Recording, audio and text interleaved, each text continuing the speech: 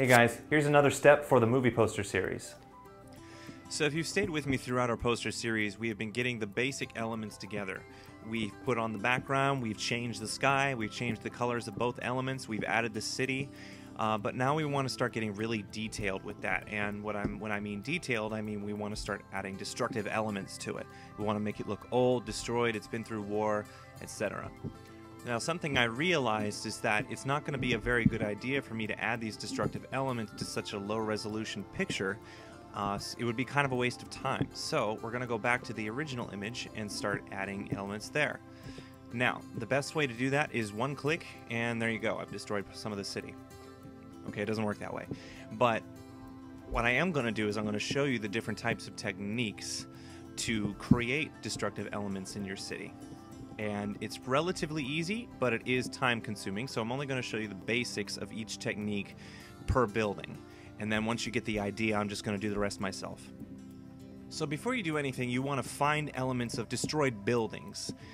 Things like this you can't just make, and they're certainly not anywhere in the original picture. So what we want to do to find it is we want to go on Google and we want to put in keyword searches such as destroyed, destroyed building, war, bombed out, bombed. Also, you can put in different cities that have been through war, Grozny, Iraq, things like that. You can find a lot of pictures of destroyed buildings with that. The real trick is finding the right type of building elements that can be incorporated properly into your poster. So for example, the destruction right here, I used this image.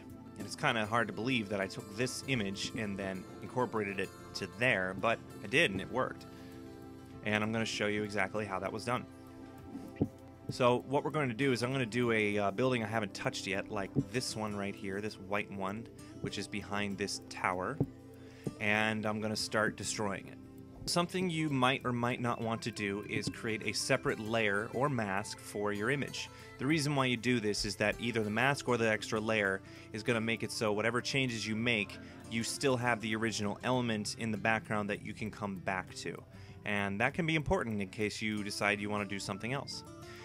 But if you decide to mask and layer every image, it's going to be a pain in the butt. So just so you know, that is almost as time consuming as actually destroying the buildings themselves. So let's say you wanted to create a new layer. We're going to use the lasso tool to do this. Click on the polygonal lasso tool and click around our building. Go ahead and go through this building, it's fine. And click, click. Keep clicking till you get around it.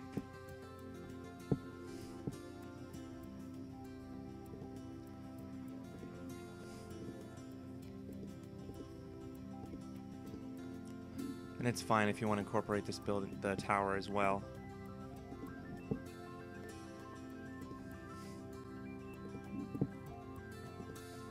There we go. Now right click, say layer via copy. Oops, I just realized my city is not selected in my layers panel. So click that. Notice I have a lot of unorganized layers. We're going to have a video dedicated to organizing everything in your layer palette. So now with our layer selected, right click, select layer via copy.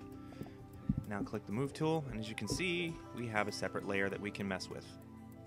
Now let's go ahead and turn that off so we can just see that, and we can just work with this element right here and start playing with it.